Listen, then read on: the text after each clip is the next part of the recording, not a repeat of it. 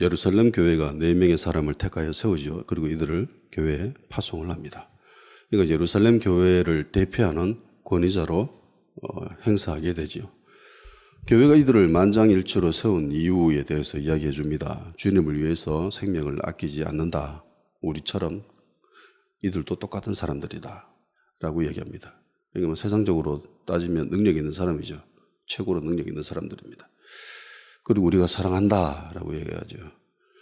그래서 여기에서 우리가 일반적인 권위자를 세우는 기준에 대해서 배우게 됩니다. 첫 번째는 능력이 있어야 되는 거죠.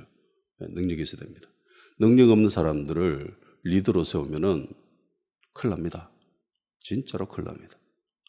기업은 망하고요. 나라도 망합니다. 집안은 파탄납니다. 그래서 능력이 있어야 됩니다. 엄마로서의 능력, 자질이 있어야 되죠. 아버지로서의 능력, 자질이 있어야 됩니다. 없으면 가정이 무너지는 거죠. 아버지가 재정적인 영역을 담당해야죠. 근데 그거 못하게 되면 집안이 무너집니다. 이것은 어느 단체이든지 동일하게 적용되어지는 것들입니다. 두 번째는 권위자에 대한 존중, 사랑이다라고 이야기를 했습니다. 이런 일반적인 법칙은 교회에서도 적용이 되어지고 세상에서도 동일하게 적용되어진다라고 전해졌죠. 물론 이 두 가지 영역에서 그러니까 능력과 권위자에 대한 사랑 이 두 가지 다 충족되어지는 것이 베스트입니다. 가장 좋은 거죠. 그런데 살다 보면 우리가 경험하는 것들을 보면 꼭 이렇지만은 않지요. 능력이 없음에도 불구하고 리더로 세워지는 경우들을 우리는 볼 수 있게 됩니다. 그래서 우리는 투덜거리죠. 왜 저렇게 능력 없는 사람이 리더가 되었느냐 라고 투덜거릴 수도 있습니다. 그럴 때가 많죠. 근데 둘 중에 한 분야만 잘해도 권위자로 세워지는 경우가 허다합니다. 이건 세상적인 일반적인 기준이기 때문에 둘 다 채워지면 가장 좋지만 둘 다 채워지지 않는 그런 경우도 많이 보게 됩니다. 우리가 살아온 역사가 그렇고 우리가 경험하는 것들이 대부분 그렇습니다. 그렇지만 다행스럽게도 교회는 이 두 영역에서 최고로 탁월한 능력을 가지고 있는 사람들을 파송하죠. 그래서 4가지를 금하고 나머지 것들은 너희들이 자유롭게 해라. 알아서 해라. 그렇게 이야기를 해줍니다. 근데 제가 이 본문을 보면서 내 시선을 끄는 단어가 하나 있었습니다. 그래서 이거 그냥 지나치기는 좀 힘들겠다 싶어서 이 부분에 대해서 이야기를 해보려고 합니다. 뭐 어떤 말이냐면은 28절에 등장하는 성령과 우리는 이라는 단어예요. 성령과 우리는 이렇게 하기로 결정했다 라고 하죠. 여기서 말하고 있는 우리는 어떤 사람들일까? 이거는 22절에 나오는 사람들이겠죠. 사도와 장로들과 온 교회 사람들. 뭐 특별히 이야기하자면은 예루살렘 교회의 그 공예에 참석해서 이 결정을 내리기로 한 사람들이죠. 그래서 이들이 본문에 등장하는 우리가 됩니다. 이들은 이방인들에게 할례를 어떻게 적용해야 되느냐라는 문제에 대해서 토론하고 논쟁하고 변론을 했죠. 그리고 최종 결정을 내립니다. 야고보가 자기 의견을 내고 그리고 교회는 거기에 동의를 하게 되는 거죠. 결정을 따른 사람들, 결정을 한 사람들이 우리는이죠. 그런데 이 우리는이라는 사람보다 먼저 등장하는 게 성령입니다. 성령과 우리는이라고 되어 있기 때문에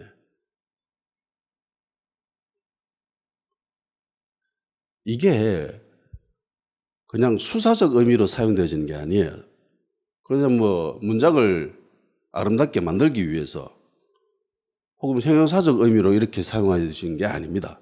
이 분명한 의식이 있었어요. 인식이 있었습니다. 성령님에 대한. 그러니까 초대교회 성도들은 성령님에 대해서 아주 뚜렷한 인식을 가지고 있었습니다. 아, 저분이 성령님이다 라고 하는. 성령님의 존재에 대해서 매우 뚜렷한 인식을 가지고 있었죠. 뭐 현대 우리들처럼 이렇게 흐리멍텅하지 않습니다. 우리는 성령님에 대해서 잘 인식합니까? 아, 성령님 오셨다 라고 이야기하는 사람들 보면은 성령님이 아닌 경우가 많죠. 제가 직접 경험해 본 결과 그렇습니다. 제 스스로도 성령님이 오셨다, 성령님이 역사하셨다, 아, 성령님이 이런 마음을 가지고 계신다, 성령님이 말씀하신다라는 그 기준이 굉장히 애매모호합니다. 뚜렷하지가 않아요. 선명하게 볼 수가 없어요. 우리가 예배 전에 기도하잖아요. 지혜와 계시형이 와서 우리가 눈이 밝아져야 되는데 우리가 눈이 밝아지지 못했어요. 눈은 떠가 있는데 영적인 세계를 볼 수 있는 눈은 가지고 있는데 이게 뚜렷하지가 않아. 흐리멍텅해요. 그런데 초대교회 성도들은 매우 선명하고 밝았습니다. 존재의 인식에 대해서 매우 뚜렷했지요. 분명했습니다. 근데 현대계 우리들은 이 성령님에 대해서, 존재에 대해서 별로 인식을 가지고 있지 못한 것 같습니다. 내 생각과 성령님의 생각을 구분할 수 있나요? 저 이거 제대로 구분하는 사람 잘 못 봤습니다. 어떤 사람들은 모든 것이 내 생각이라고 이야기하고, 어떤 사람들은 내가 하는 모든 것이 성령님이 주신 생각이다라고 그런 망상에 사로잡혀 있는 경우들이 대부분이었어요. 이걸 구분할 수 있어야 되는데 구분 못하는 사람들이 많았습니다. 그러니까 영적인 세계에 별 관심이 없이 그냥 교회 생활 습관적으로 하는 사람들이라면은 성령님이라는 건 그냥 뭐 존재하는, 뭐 형형 이상학적으로 그래 존재하는 성경에 기록되어 있는 뭐 그런 영역의 사람, 인물이라고 생각하는 거죠. 그런 존재다. 그런 반면에 좀 소위 스스로 좀 영적이고 기도한다라고 하는 사람들, 그리고 자기가 기도한 것들이 응답되어지고 주님의 음성을 듣고 그 음성 따라 행동을 했는데 열매가 꽤 괜찮았던 그런 것들을 경험했던 사람이라면은 자기가 생각하는 것, 그 모든 것이 하나님의 것이다, 성령님의 것이다 라고 망상에 빠지는 사람들이 많습니다. 이걸 구분 못해요. 내가 하는 생각 중에 어떤 영역까지가, 어떤 한계까지가 내가 생각하는 것이고, 그리고 내가 생각하는 것이 이게 마귀가 주는 생각인지 하나님이 주는 생각인지 이걸 구분할 수 있어야 되는데 구분을 못합니다. 그럼 그 구분을 어떻게 하냐? 말씀으로 하는 거죠. 말씀을 기준으로 해서 판단을 하는 겁니다. 대부분의 사람들은 내가 하는 생각이 순전히 자신으로부터 나온다라고 생각하는 사람들이 많죠. 내 생각이 다른 존재인 그 어떤 것으로부터 영향을 받는지에 대해서 명확한 구분을 하지 못하는 사람들이 많습니다. 대표적인 인물이 베드로죠. 베드로입니다. 베드로가 예수님으로부터 칭찬을 듣지요. 그리고 베드로가 곧 이어서 예수님으로부터 저주를 듣습니다. 이게 마태복음 16장에 나오는 거잖아요. 내가 네 이름 위에 네 반석 위에 내 교회를 짓겠다라고 하신 그 말씀, 여기에 대해서 이렇게 이야기하십니다. 예수님이 16장 15절 17절까지 말씀입니다. 이르시되 너희는 나를 누구라 하느냐? 시몬 베드로가 대답하여 이르되 주는 그리스도의 살아계신 하나님의 아들이시니이다. 예수께서 대답하여 이르시되 바요나 시몬아 네가 복이 있도다. 이를 네게 알게 한 이는 혈육이 아니요 하늘에 계신 내 아버지시니라. 자기가, 베드로가 예수님이 질문하자. 니 나를 누구로 생각하는데? 라고 이야기하니까 이 베드로가 대답을 하죠. 주는 그리스도요 살아계신 하나님의 아들입니다. 베드로가 이렇게 고백했습니다. 그리고 이 베드로의 신앙 고백이다라고 이야기하는데 이 생각이 순전히 베드로 자신에게로부터 비롯되었어요? 아니죠. 예수님이 말씀하시잖아요. 이거 알게 한 거는 네가 아니라 하나님입니다.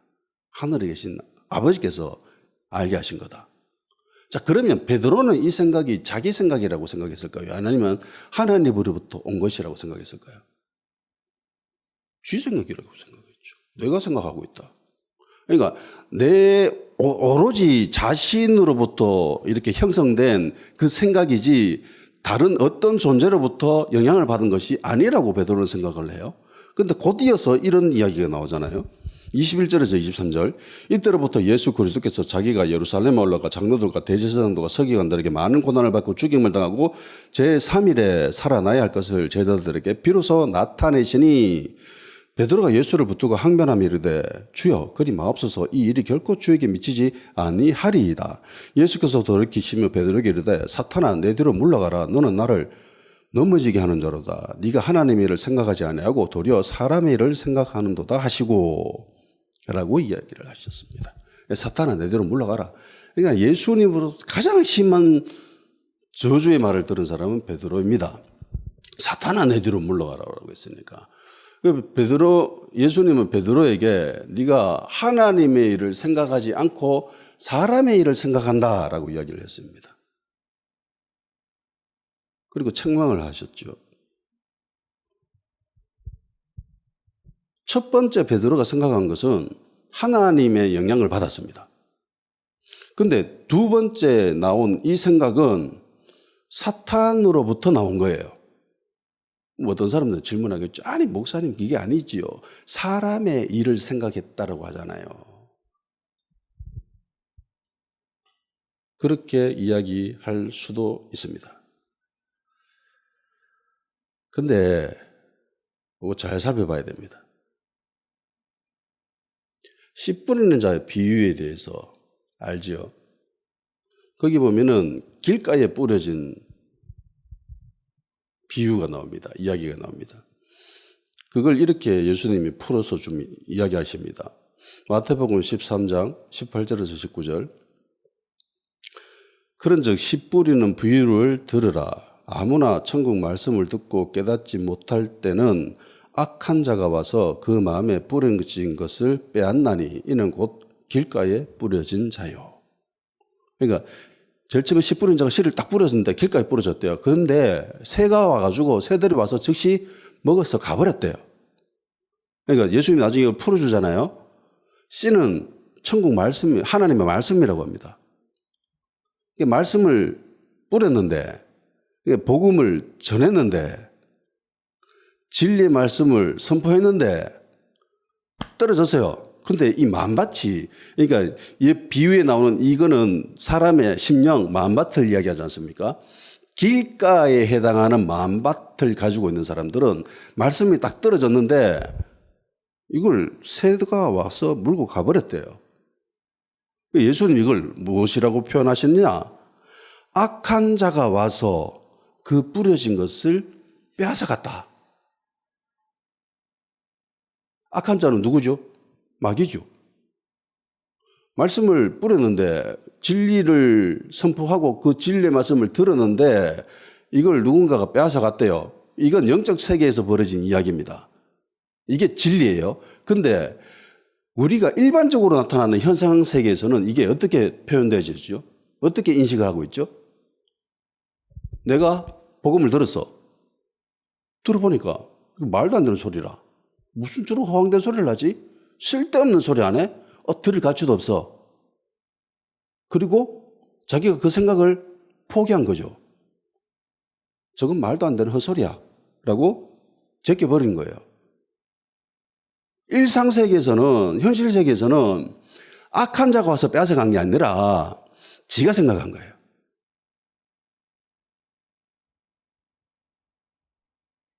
근데 세상에 신이 존재한다고 하죠.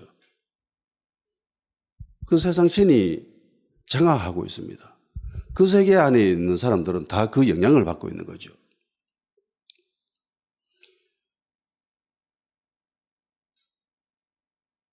그래서 주님은 이런 영적인 비밀을 아셨습니다. 베드로가 한 이 사람의 생각, 이거는 그 원천이 마귀로부터 온 거죠. 사탄으로부터 온 겁니다. 그래서 예수님은 이 비밀을 아셨습니다. 이게 영적 세계에서 벌어지는 이야기예요. 그런데 베드로는 모르죠. 앞에 이야기했던 그 생각이 하나님으로부터 온 것인지도 모르고 뒤에 한 그 말도 마귀로부터 온 것인지 모릅니다. 다 내가 생각하고 있다라고 생각합니다. 이게 내 생각이다. 그런데 영적 세계에 들어가 보면 아니죠. 다릅니다. 그런데 바울은 이걸 알았어요. 바울은 이게 어디까지가 내 생각이고 어디로부터 어떤 영역에서는 이게 하나님의 생각이다. 주님의 말씀이다. 이거를 아주 뚜렷하게 구분할 수 있었던 사람입니다. 고린도전서 7장 10절에서 13절까지입니다. 결혼한 자들에게 내가 명하노니 명하는 자는 내가 아니라 주시라. 여자는 남편에게서 갈라서지 말고 만일 갈라섰으면 그대로 지내든지 다시 그 남편과 화합하든지 하라. 남편도 아내를 버리지 말며 그 나머지 사람들에게 내가 말하노니 이는 주의 명령이 아니라 만일 내가 어떤 형제에게 믿지 아니하는 아내가 있어 남편과 함께 살기를 좋아하거든 그를 버리지 말며 그 어떤 여자에게 믿지 않는 남편이 있어 아내와 함께 살기를 좋아하지 않은 그 남편을 버리지 말라. 이렇게 쭉 이야기를 하지요. 결혼 생활에 대해서 한쪽은 믿고 한쪽은 안 믿는 부부가 있는데 이거 어떻게 해야 되나라고 하는 이 문제에 대해서 바울은 요거 주님의 말씀이야 라고 딱 구분져서 이야기하죠. 요거 내가 아니라 주님의 명령이야 라고 이야기합니다. 그리고 나머지 부분들 이야기할 때는 요거는 주님의 명령 아니야. 내가 하는 거야. 내가 권면 안 주는 거야. 라고 이야기합니다. 그러니까 구분을 정확하게 하죠.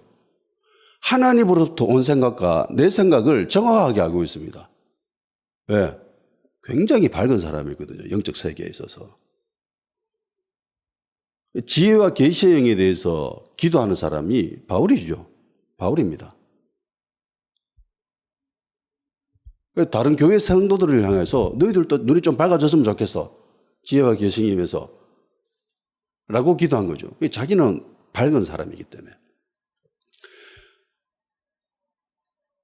예수 믿는 사람들을 잡으러 가는 도중에, 다메섹으로 가는 도중에 거기서 주님을 만나죠. 그래서 다메섹에 들어가서 아나니에게 안수를 받을 때에 눈에서 비늘 같은 것이 떨어졌다라고 이야기합니다. 그때 눈이 뜨인 거예요. 그렇지만 눈이 밝아지지는 않았습니다. 계속 주님과 소통하고 기도하는 가운데에 나중에 눈이 밝아진 거예요. 그래서 이걸 정확하게 구분할 수 있었습니다. 요거 내가 하는 말, 그리고 요거는 주님의 명령, 주님의 말씀. 이 부분에 대한 명확한 성경적인 기준은 없었어요. 결혼 생활하는 데 있어서. 구약에도 이런 기준은 없었습니다. 어떻게 해야 되는지에 대해서. 이 기준을 바울이 세운 거죠. 불신자 아내 혹은 불신자 남편 그리고 신자인 아내, 신자인 남편 이거 어떻게 처리해야 되지? 라고 하는 이 기준을 바울이 세우는 거예요. 근데 바울은 참고할 만한 그런 게 없죠. 이 당시 성경은 구약밖에 없었습니다. 신약이 없었잖아요. 이 당시에는. 우리가 아는 이 생활, 이 기준도 바울이 세워준 거예요. 바울이 성경에 기록했기 때문에 우리가 알고 있는 거예요. 아, 이혼하면 안 되는구나 라는 걸. 근데 바울은 이걸 어떻게 알았을까요? 이건 내 생각이 아니라 이건 주님의 명령이야 라고 얘기합니다. 막말로 주님 만난 적 없잖아요. 바울이. 만난 적이 없잖아요. 그러니까 바울은 영적 세계에서 주님과 기도하는 가운데에 주님의 명령을 들은 거예요. 영적 세계를 경험한 사람입니다. 그러니까 바울은 성령님을 통해서 이런 세계관을 가지게 되는 거예요. 자기 생각과 주님의 생각이 어느 것인지에 대해서 뚜렷하게 구분할 수 있었던 그런 사람입니다. 초대교회 성도들은 성령님에 대해서 뚜렷한 인식이 있었습니다. 그분이 하시는 일에 대해서 정확하게 알고 있었습니다. 이건 성령님이 하시는 거야. 이건 성령님이 원하시는 거야. 그런데 안타깝게도 현대교회 그리스도인들은 여기에 대해서 흐리멍텅합니다. 저를 비롯하여서.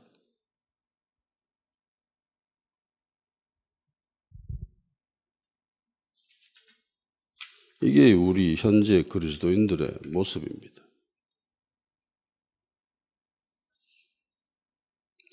우선 현대교회를 살아가고 있는 그리스도인들이 성령님에 대해서 가지고 있는 오해 중에 하나, 잘못된 인식 중에 하나가 성령님 존재에 대한 그 인식의 수준이 너무 낮아요.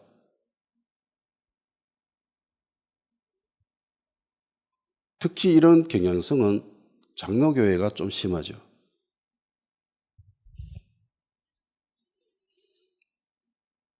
그리고 어떤 일부의 그리스도인들은 성령님의 존재에 대해서도 잘 알지 못합니다. 그러니까 교리적으로 성령님에 대해서는 알죠. 지식적으로는 압니다. 근데 체험적으로 아느냐? 이게 중요한 거거든요. 하나님을 지식적으로 아느냐? 예수님을 지식적으로, 학문적으로 그렇게 아느냐? 아니면 내가 경험해서 아느냐? 성경 저자가 이야기하듯이 맛보아 알지어다, 여호와를 맛보아 알지어다, 하나님을 맛보아 알지어다라고 하는 그 경험적인 그 알미 있느냐? 아니면 그냥 머릿속에서 움직여지는 그런 인식으로서의 하나님의 알미냐? 이건 차원이 다른 거죠. 이들에게 있어서 성령님이란 존재는 그냥 성경책에 등장하는 존재입니다. 내 삶하고는 특별히 큰 체험이 없어요. 내 삶에서 인식할 수 있는 그런 사람들은 별로 없습니다. 저 역시 예수님을 믿고 살아왔던 시대를 쭉, 연대기를 쭉 살펴보면은 이렇게 살았던 경우들이 참 많았어요. 성경을 읽고 기도는 하고 찬양은 하는데 성령님의 인식에 대한 그런 명확한 의식이 없어요. 그렇게 살아왔던 적이 참 많았습니다. 현재도 그럴 때가 참 많고 그냥 교리적으로 그렇다고 하니까 성경에 기록되어 있으니까 아 그런갑다 라고 인식할 뿐이지 초대교회 성도들처럼 성령님에 대해서는 뚜렷한 인식과 성령님이 하시는 일에 대해서 명확한 그런 의식이 없죠, 우리는. 그냥 뭐 이상학적인 그런 존재, 내가 경험할 수 없는 그런 존재, 성경에 기록되어져 있는 그리고 초대교회 성도들에게만 국한되어져서 인식할 수 있었던 그런 존재. 그리고 소위 현대에서는 정말 믿음 좋고 신앙 좋고 뭐 영적이다라고 하는 그런 일부의 극한의 일부의 사람들에게만 느껴질 수 있는 그런 특별한 존재다라고 인식하고 있는 그런 사람들이 많습니다. 실상. 그런데 성령님은 그런 존재가 아니시죠. 성령님은 그런 존재가 아닙니다. 성령님은 그리스도인들이 느껴질 수 있는 그런 존재입니다. 어느 그리스도인이든 간에. 그러니까 예수님을 믿은 자라면은 누구나 그런 경험을 할 수 있다라는 겁니다. 로마서 8장 14절 무릇 하나님의 영으로 인도함을 받는 사람은 곧 하나님의 아들이라. 하나님의 아들, 하나님의 자녀라면 성령님의 인도함을 받는다라는 거죠. 인도함입니다. 인도함. 야, 이리로 갈래? 야, 저 집에 한번 들어가 볼래? 저 음식점에 가서 한번 밥 먹어볼래? 이런 인도함. 이 인도함에 내가 거부할 수도 있죠. 안 할 수도 있습니다. 또는 따라갈 수도 있습니다. 그래서 순종하느냐 못하느냐로 구분되어지는 거죠. 결정되어지는 겁니다. 에베소서 4장 30절 하나님의 성령을 근심하게 하지 말라. 그 안에서 너희가 구원의 날까지 인치심을 받았느니라. 바울이 성도들에게 이렇게 얘기합니다. 성령님을 근심하게 하지 마라. 걱정하게 하지 마라. 라고 이야기합니다. 이렇다는 것은 성도가 성령님을 근심하게 할 수 있다라는 거예요, 없다라는 거예요? 있다라는 거죠. 얼마든지. 데살로니가전서 5장 19절에서 23절 성령을 소멸치 말며 예언을 멸시치 말며 범사하여 좋은 것을 취하고 악은 어떤 모양이라도 버리라. 그리스도인들이 예언을 멸시할 수 있다라는 거죠. 그리스도인들이 성령을 소멸시킬 수 있다라는 소리입니다. 그러니까 좀 하지 마라 라고 하는 거죠. 그러니까 우리 인간은 하나님의 영으로 인도함을 받을 수도 있고 달리 마음만 먹으면은 그 인도함을 안 받을 수도 있습니다. 마음만 먹으면 인간은 성령님을 근심하게 할 수도 있고요. 인간은 마음만 먹으면은 성령님을 소멸시킬 수도 있습니다. 이거 대단하지 않아요? 어떤 사람들 이야기합니다. 아니 어떻게 인간이 하나님을 대적할 수 있느냐. 하나님은 전지전능하신 분이고 만군의 왕이 되시고 모든 것을 아시는 그런 분이신데 알파와 오메가 되시는 그런 분이신데 어떻게 버러지 같은 인간이 거기 대항할 수 있느냐. 못한다. 어떻게 하나님을 이길 수 있느냐. 못한다.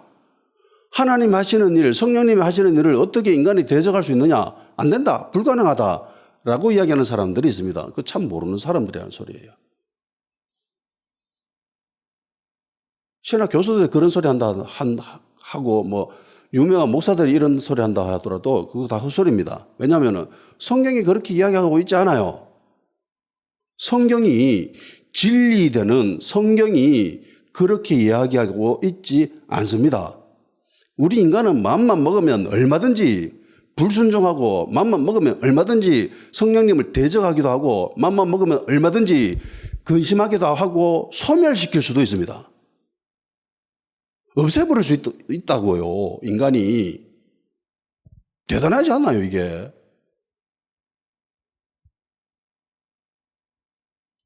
야곱은 두 가지 이름을 가지고 있죠. 우리가 하나 야곱이 하나 있고 또 하나는 이스라엘입니다. 이스라엘이라는 이름의 뜻이 의미가 뭐죠?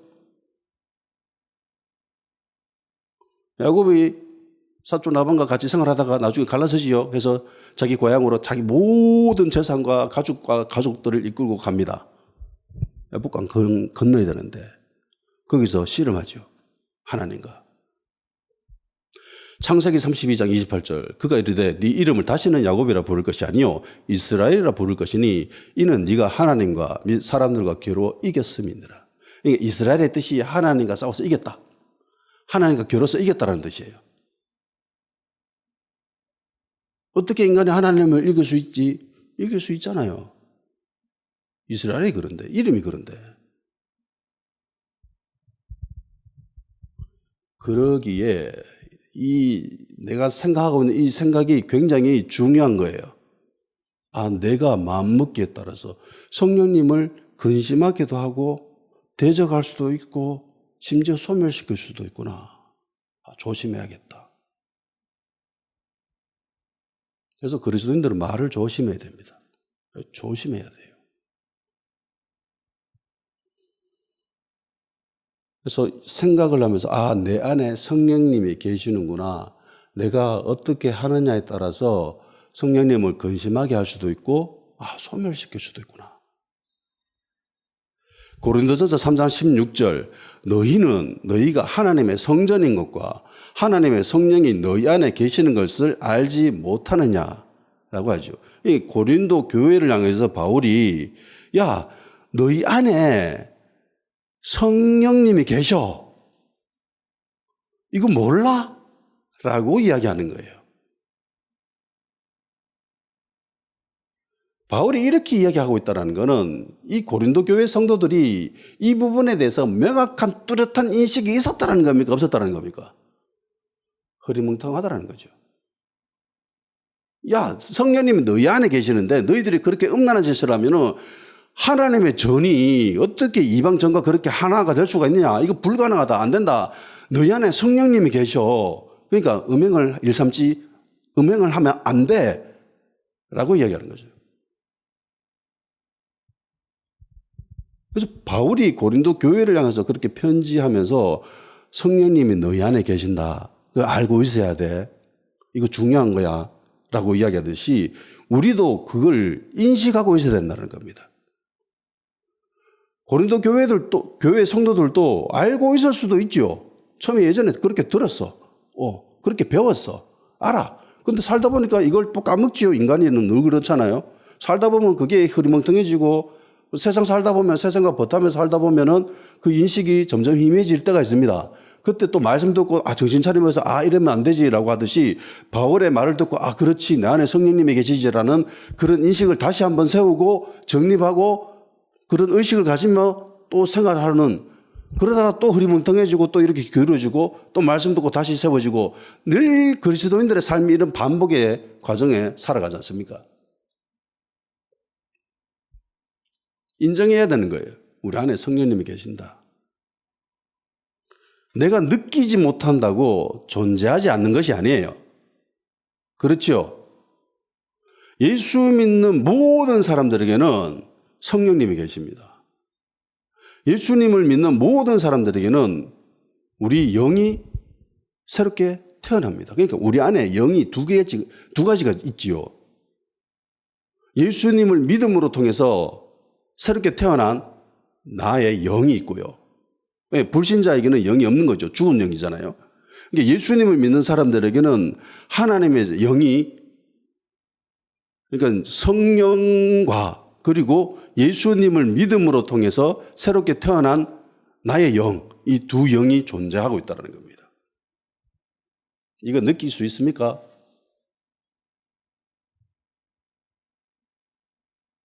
성령님이 이렇게 움직이고 계시는구나. 성령님이 이렇게 생각하고 계시는구나. 이거 느껴요? 아니면 내 안에서 일어나는 그 아주 미세한 영적인 움직임을 요거는 내 영이 느끼는 거고 요거는 하나님의 영, 성령님이 느끼는 거구나. 이거 구분할 수 있습니까? 못하잖아요. 이거 구분할 수 있는 사람이다 라면 그 사람이 이상한 사람입니다. 막말로. 대부분의 사람들은 이걸 잘 구분 못하는 것이 이게 정상입니다. 그래서 끊임없이 이 지혜와 계시의 영이 우리에게 임해서 마음의 눈이 밝아지고 영적인 세계를 더해서 뚜렷하게 볼 수 있는 그런 시력을 가지고 그 감각을 가지게 되는 거, 이거 굉장히 중요한 거죠. 육체도 이 근육을 사용하지 않으면 이 근육이 점점 힘을 잃잖아요. 이 우리가 가지고 있는 이 육도, 이 감각을 발달시켜야 이게 더 많은 감각을 느낄 수가 있습니다. 미각도 그렇잖아요. 어떤 사람들은 모든 사람들이 저 음식이 맛있다고 하는데 이 사람은 그 맛을 몰라. 이게 맛있는 건지 맛없는 건지 구분을 못해. 미각이 그렇게 발달되어 있지 않기 때문에. 그런데 미각이 발달한 사람은 정말 세밀한 것도 캐치해내죠. 기름 한두 방울 떨어뜨렸는데 그 흔적을 알아채잖아요. 아, 이거 어떤 오일이 들어갔구나. 어떤 향신료가 들어갔구나. 이걸 알아챕니다. 왜? 처음부터 그런 건 아니에요. 계속 훈련시키는 거죠. 그렇듯이 우리 영적 세계에 있어서도 동일하게 적용되어집니다. 훈련되지 않고 방치하고 내버려 둬버리면 그 감각은 죽어가요. 우리 안에 성령님이 계시고 내 안에 나의 영도 있음에도 불구하고 이걸 그냥 방치해버리고 뭐 내가 느끼지 못하는데 있는지 없는지 내가 알기마야 이러면서 처방이 나오면 그냥 시름시름 죽어가는 거죠. 병들어가는 겁니다.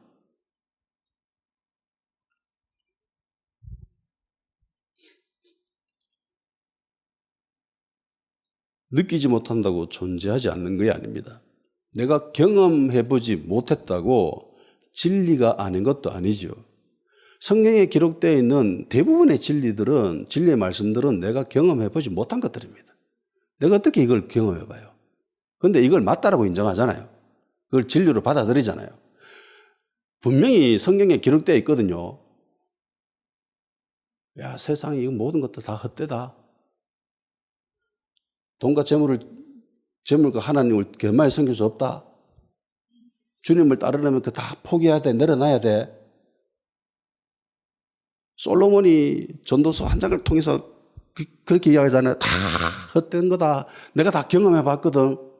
세상의 부와 명예 모든 것들을 다 경험해 봤는데 그거 다 헛된 거야. 아무것도 아니야. 하지 마. 라고 했음에도 불구하고도 우리 인간들은 이렇게 생각하죠. 내가 경험해 보지 못했잖아. 내가 그만큼 지위에 안 올라가 보고 내가 그만큼 명예를 취해 보지도 않았고 내가 그만큼 돈도 없어 봤잖아. 일단 내가 한번 경험해 보고 그러고 이게 진짜인지 아닌지 알래. 라고 생각하는 게 인간입니다. 이게 어리석은 인간이죠. 지혜로운 인간은 그걸 받아들이는 사람이군요. 아, 하나님이 이렇게 말씀하고 계시니까 내가 경험해 보지 않아도 아, 이게 진리구나. 그러고 안 하는 거죠. 그게 지혜로운 사람입니다.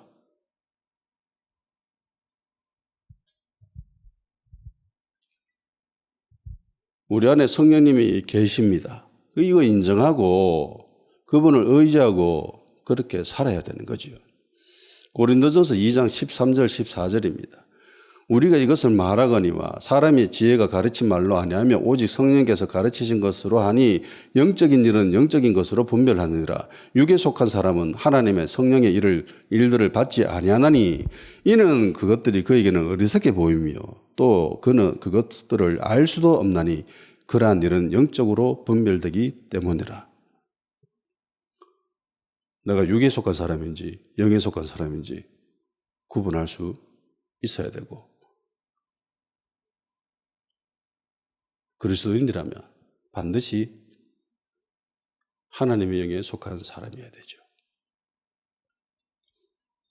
그 반대편에 두 번째는 성령님에 대한 과도한 인식으로 인해서 일어나는 비극적인 일들입니다. 일부 그리스도인들, 여기서 말하는 일부 그리스도인들은 대부분 영적인 세계를 탐닉하는 그런 사람들입니다. 많이 없지만 있습니다. 이 일부 그리스도인들은 성령님의 존재에 대한 과도한 인식과 과도한 자의식, 이 두 가지가 만남으로 인해서 일어나는 엄청난 비극을 일으킵니다. 이것은 어찌 보면 첫 번째 것보다 더 심각할 파괴력을 가지고 있을 수도 있습니다. 교회에 엄청난 부정적인 영향력을 끼치죠. 첫 번째는 그냥 자기 개인에게만 그 영향력이 대부분 국한되어집니다. 성령님은 인식 못하고 그렇게 사는 거는 지 개인에게 국한되고 한정되어지는 것들입니다. 그런데 이거는요, 교회를 무너뜨리는 일들을 합니다. 그래서 굉장히 심각하고 부정적인 영향력을 교회에 남기죠. 상처를 아주 진하게 남겼습니다. 그래서 예전 교회 목사님들은 방언기도도 못하게 하고 예언은 더더욱 그렇고 지금도 그런 교회들이 많죠. 이런 잘못된 인식을 가지고 있는 사람들이 남긴 그 상처 때문에 아예 금해버리는 경우들이 있었습니다. 영적인 영역에서 과도한 집착 이런 것들로 통해서 영적인 현상이 그 사람들에게 나타납니다. 일부 그리스도인들에게. 기도 많이 하면 무조건 영적인 일들이 벌어집니다. 어쩔 수 없어요. 그렇게 됩니다. 이단이든 어떻든 간에 기도 많이 하고요. 영적인 일들을 탐닉하면은 그런 영적인 세계에서 벌어지는 것들을 경험하게 돼요. 그들 중에 어떤 사람들은 이런 영적인 현상과 성령님의 역사하심으로 통해서 자신은 매우 특별한 존재다라는 그런 인식을 가지게 됩니다. 그러면서 나타나는 게 바울은 정말 영적인 사람이고 정말 그 세계에 대해서 벌어지는 모든 것들을 다 경험한 사람임에도 불구하고 3층까지 갔다 온 사람이잖아요. 그런 사람에게도 불구하고 정확하게 구분하죠. 요거 내 생각, 요거는 하나님의 생각. 요거 나로부터 온 거고, 요거는 하나님으로부터 온 거고. 요거 정확하게 구분할 수 있었거든요. 근데 요런 세계에 잠깐 발을 디딘 사람들은 요거 구분 못 해요. 엄밀히 이야기하면 구분하려고 하지 않습니다. 이걸 구분하려면은요, 정말 처절하고 냉정하게 자기 자신을 파헤칠 수 있어야 되거든요. 자기 자신을 진짜 수술하듯이 그렇게 파헤칠 수 있어야 됩니다. 하나님의 말씀이 골수를 가르고 막 뼈와 근육을 다 분리하고 그렇게 하듯이 자기 자신을 그렇게 말씀으로 다 구분할 수 있어야 돼요. 해부할 수 있어야 됩니다. 근데 이 과정이 힘들거든요. 어렵거든요. 아프거든요. 그래서 대부분 사람들은 이 과정을 생략해버립니다. 안 해요. 내가 기도했는데 돼. 내가 그런 생각했는데 이게 되어지는 거야. 미래, 예언적으로. 그러면서 이 사람들은 이렇게 생각하죠. 내가 하는 모든 생각이 하나님으로부터 온 거다. 앞에 있는 사람들은 내 생각이 모든 것들은 다 내 생각이다라고 생각하는 사람인데 성령님의 존재에 대해서는 아예 무시해버리는 것은 사람인데 이 사람들은요. 성령님에 대해서 정말 과도한 집착과 에너지를 쏟음으로 통해서 자기 생각과 성령님의 생각을 이걸 구분을 못 해냅니다. 말씀에 대한 처절한 깊이 있는 탐구도 없고 하나님의 생각과 마귀의 생각과 내 생각을 어떻게 구분할 수 있을까요? 베드로는 이거 세 가지 다 한 사람인데 답은 하나입니다. 말씀이에요. 말씀으로 통해서입니다. 내 생각과 하나님의 생각은 살짝 모호할 수 있어요. 이거는 지혜와 계시에 임해야 됩니다. 그런데 이게 하나님으로부터 온 것인지 마귀로부터 온 것인지 정확하게 구분할 수 있는 것은 그 기준은 말씀이죠. 해서 성경에 기록되어져 있는 그 말씀과 그리고 세상에서 벌어지고 있는 이 온갖 잡다한 복잡 미묘한 이런 현상세계에서 일들이 정확하게 일치하지 않지요. 1대1로 매치되어지듯이 그렇게 일이 벌어지지 않잖아요. 그런데 이걸 정확하게 성경적인 기준으로 걸러낼 수 있는 그런 필터링을 하려면은 말씀에 대해서 정말 깊이 있는 그런 탐구와 가치관 형성을 가지고 있어야 됩니다. 그런데 이거 없는 사람들이 대부분이에요. 기도하는 가운데 뭐가 들리고 뭐가 보이고 그거 좋거든요. 정말 짜릿하고 성경 기록하잖아요. 사탄도 광명한 천사로 가정할 수 있다고. 천국 가고 지옥도 가고 근데 그 본 내용들이 성경 말씀에 반대되는 일들이 벌어져. 그러면 자기가 본 게 그게 하나님이 보여주신 거예요? 마귀가 보여주신 거예요? 마귀가 보여준 거예요? 마귀가 보여준 거죠. 마귀가 보여준 겁니다. 무조건 성경이 기준이에요. 기록되어진 성경. 이거 끝났어요. 완성되어졌습니다. 다른 어떤 기준 없습니다. 이단은 다른 어떤 기준이 있다라고 이야기하는 존재들이고 없어요.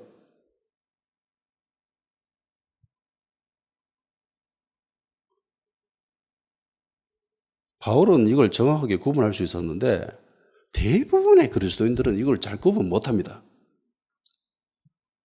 하기도 싫어하고 엄청난 훈련과 깊이가 있어야 되는데 하기 싫거든, 힘들거든. 그래 안 합니다. 그냥 지금 내가 경험하고 있는 이 짜릿한 영적인 세계, 그 현상들을 경험할 뿐이죠. 이 사람들은 자기 경험이, 그런 체험들이 자기 자신으로 끝나는 게 아니에요. 그 옆에 있는 자들에게 전이시킵니다. 물들여요. 또 교회에게 질서와 권위에 대항합니다. 대적합니다. 예전에 교회에 있을 때에 한 집사, 나중에 권사가 됐는데 그 권사가 좀 기도하고 뭐 소위 좀 영적인 그런 사람이라고 했습니다. 한 번은 저하고 이야기하면서 우리 목사님은 이 영적인 세계에 너무 무지하다. 방언도 못하고 예언은 더더욱 그렇고 기도하는데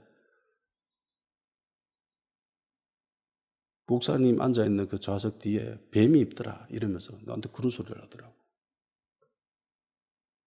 한 번 듣고 그냥 흘렸죠. 그 소리 안 같다. 자기는 그렇게 본 거예요. 예. 그러면서 슬슬 교회의 질서에, 권위에 대항하더라고요. 그리고 나중에 교회를 떠났습니다.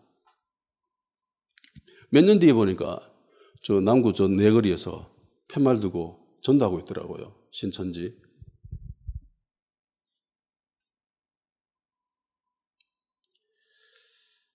그렇습니다. 자기가 본 게 그게 진리가 아니에요. 우리가 살고 있는 이 현대에는 성경이 완성되어진 시대죠. 그래서 세상에 일어나는 모든 현상들은 기록되어진 하나님의 말씀, 성경 말씀으로 필터링을 해야 됩니다. 기준을 제시해야 됩니다. 잣대를 들이대야 돼요.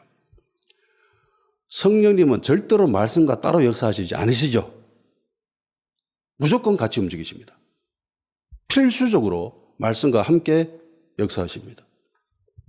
만일 성령님이 하신 일인데 기록되어진 성경의 말씀과 부딪힌다. 성격이 다르다. 색깔이 좀 다르다. 이러면 그거 성령님이 하신 일이 아니에요. 아무리 엄청나게 대단한 업적이다 하더라도 그거 참석해서는 안 됩니다. 참여해서는 안 됩니다. 그거 마귀가 하는 거예요. 다른 영이 하는 겁니다. 아무리 큰 교회와 유명한 목사가 성령님이 하신 일이라 할지라도 그 일이 성경에 기록되어진 성경 말씀과 안 맞다. 그러면 그거 가짜예요.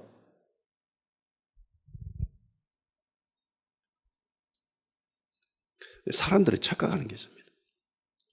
하나님의 편에 있으면은 그 사람이 하는 일이 하나님이 하신 일이다 라는 착각을 합니다. 저 사람이 교회에 우호적이고 교회에 참석하고 예수님 믿고 기독교적인 정책을 펴고 성경 말씀을 인용한다 할지라도 그 되어진 일, 열매가 성경 말씀과 안 맞다라면은 그건 하나님이 하신 일이 아닙니다. 주님이 원하시지 않음에도 불구하고 기도하면 이루어질까요? 이루어지지 않을까요? 이루어집니다. 하나님이 원하시지 않음에도 불구하고 내가 끝까지 기도하면은 내가 이겨요. 내 기도가 응답되어집니다. 충격적일 수도 있는데 이게 진리예요. 이스라엘 백성이 광야에서 만나를 요구한 게 대표적이죠. 고기를 요구한 게 대표적입니다. 만나가 아니죠. 물이죠. 물 내놔라, 고기 내놔라 이러면서 막 대적하지요. 하나님의 뜻이 아니었지요. 고기를 먹는 게 망나 먹고 자족해야 되는데 고기 먹는 건 하나님의 뜻이 아니었습니다. 그런데 이들 하도 땡깡부지기니까 요구하니까 하나님이 들어줍니까? 안 들어줍니까? 하나님이 들어줍니다.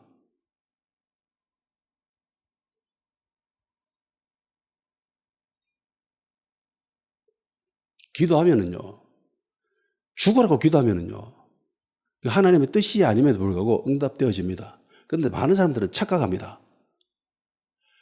기도가 응답되어지면 하나님의 뜻인갑다. 예수님이 말씀하셨잖아요. 하나님의 뜻이면 이루어진다고 합니까? 무엇이든지 기도하면 되어진다고 했습니까? 무엇이든지 기도하면 되어지는 거죠. 그러니까 기도 응답이 되어지는 것은 이거는 하나님의 뜻하고는 별 상관이 없는 거예요. 그냥 내가 살아가면서 필요한 것은 무엇이든지 구하고 기도하면 응답되어지는 거예요. 이거는. 심지어 하나님의 뜻이 아님에도 불구하고 되어지는 경우도 있습니다. 이스라엘이 왕을 요구했지요. 그게 하나님의 뜻이었어요? 아니었지요. 근데 하나님이 들어줍니까? 안 들어줍니까? 들어주잖아요. 그러니까 기도하면 응답되어진다. 내가 기도했기 때문에 응답되어져서 이거 하나님의 뜻이야. 그런 말도 안 되는 소리입니다. 진짜. 그런데 소위 좀 영적이다, 기도한다라고 하는 사람들은 이런 착각에 오해에 빠지는 경우가 굉장히 많습니다. 내가 하나님의 음성을 들었다. 내가 하나님이 하시는 일들을 봤다. 그러니까 내가 하는 이 모든 것들은 다 하나님의 뜻이고 하나님 하시는 일들이고 이러면서 자기 스스로 자기 합리화를 시켜가지고 그래서 자기가 하는 모든 것들에 대해서 이건 하나님 하시는 거예요. 토 달지 마.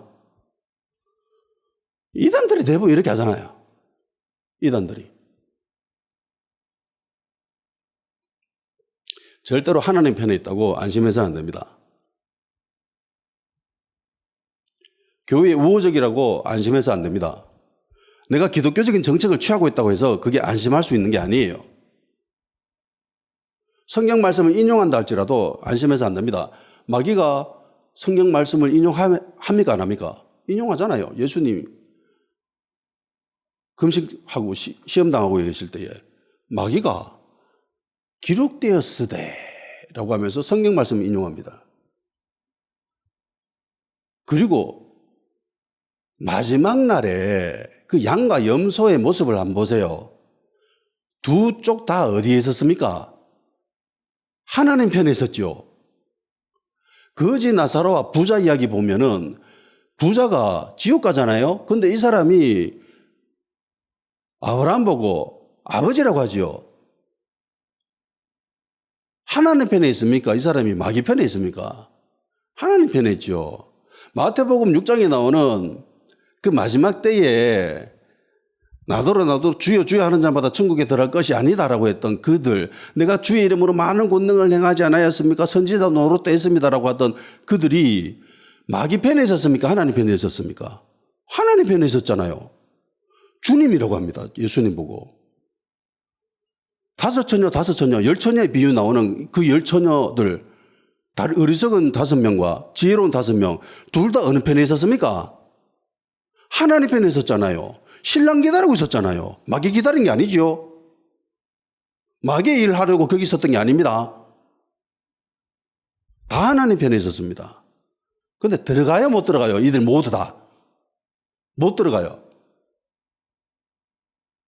천국에 못 들어가요.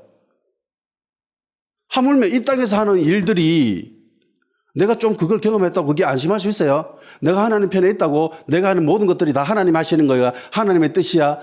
하나님의 일이야. 이렇게 이야기할 수 있습니까? 없지요. 내 아버지의 뜻대로 행하는 자라야 천국에 들어간다. 하나님의 뜻은 어디에 있지요? 성경 말씀에 있습니다. 기록되어진 성경 말씀에 하나님의 뜻이 다 기록되어져 있습니다. 하나도 빠짐없이.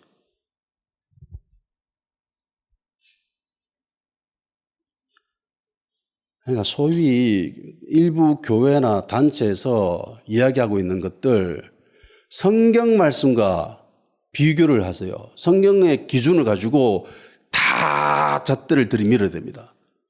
맞는가 안 맞는가. 기준을 들이밀면 다 틀렸어요. 다 짝퉁들이라. 거짓 선지자들입니다. 제가 볼 때. 성경 기준하고 다르거든. 일부 그리스도인들이 자신 하나님께 쓰임받고 하나님의 음성을 듣는 그런 영적인 사람, 거기에 도취되어져 가지고 하나님이 내가 하는 이 모든 것들이 하나님의 뜻이고 하나님 하신 일이라는 그런 착각에 빠져서 삽니다. 성령님이 하신 일이다라는 그런 착각에 빠져 살아요. 세상에 존재하는 그 어떤 인간도 하나님 편에 있다라고 안전할 수 없지요.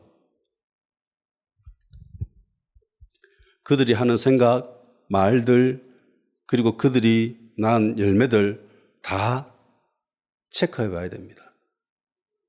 그들이 성경을 인용하고 있다고 따라서는 안 돼요.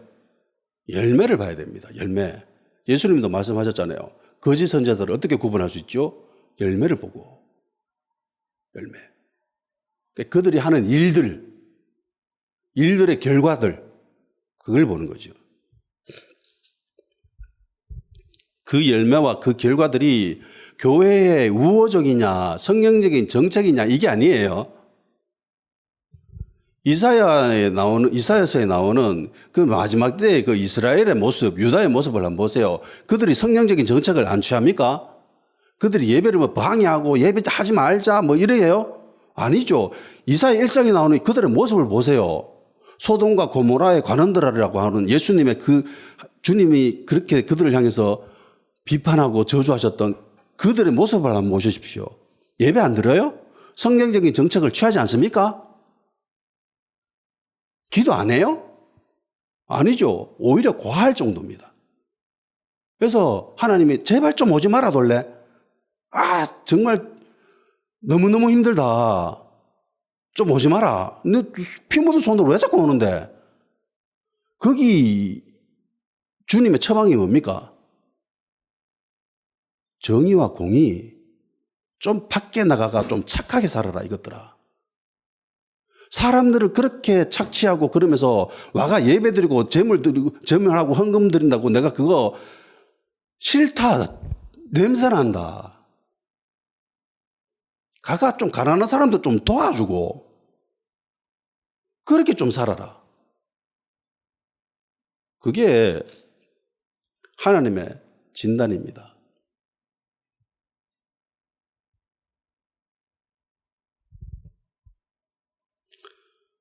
내가 하나님께 쓰임받고 있다고, 내가 하는 모든 일들이 하나님의 일이고 성령님의 일이다라고 하는 착각, 이거 절대로 해서는 안 됩니다. 구분할 수 있어야죠. 바울처럼. 하나님의 사랑을 받고 영적인 세계를 경험하고 비밀을 알고 쓰임받고 있다라고 내가 무조건 성경적인 기준이, 내가 하는 이 모든 것들이 하나님의 뜻이고 성경적인 기준이다. 진짜 착각입니다. 철저하게 검증해야 돼요. 왜냐하면 이게 매우 위험한 일이기 때문에. 많은 사람들을 미혹에 빠뜨리는 일이기 때문에 이거 굉장히 위험한 짓이기 때문에 철저하게 검증해야 됩니다. 어떻게 구분할 수 있는가? 제가 제시하는 기준은 이렇습니다.